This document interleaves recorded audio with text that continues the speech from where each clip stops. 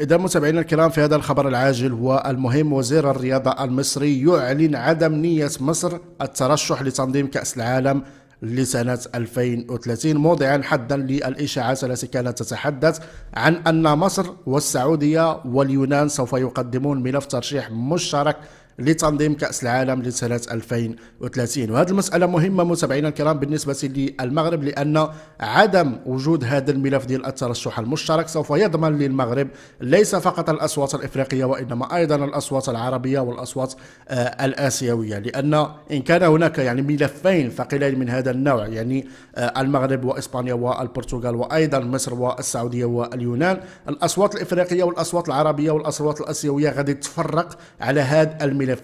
وبالتالي احسن شيء يقدر يدار خصوصا بالنسبه للسعوديه وهو انها تاجل الملف ديالها لسنه 2034، باش ان المغرب يضمن كافه هذه الاصوات في سنه 2030، ويضمن الملف ديال التنظيم والفوز بتنظيم كاس العالم سنه 2030. ثم في 2034 يمكن للمغرب ايضا على انه يحشد الاصوات الافريقيه لصالح الملف السعودي، وبالتالي غادي يكون هناك تعاون فيما يتعلق بهذا الملفين.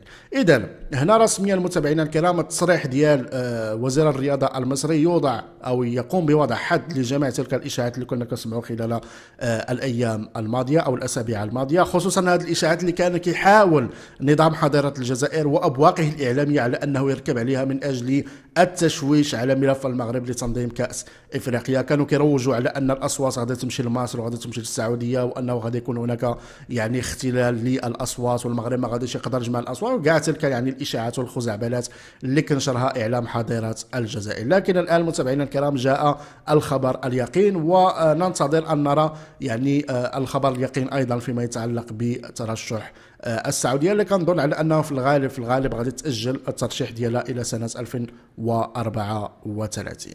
متابعينا الكرام، اراكم في فيديو قادم.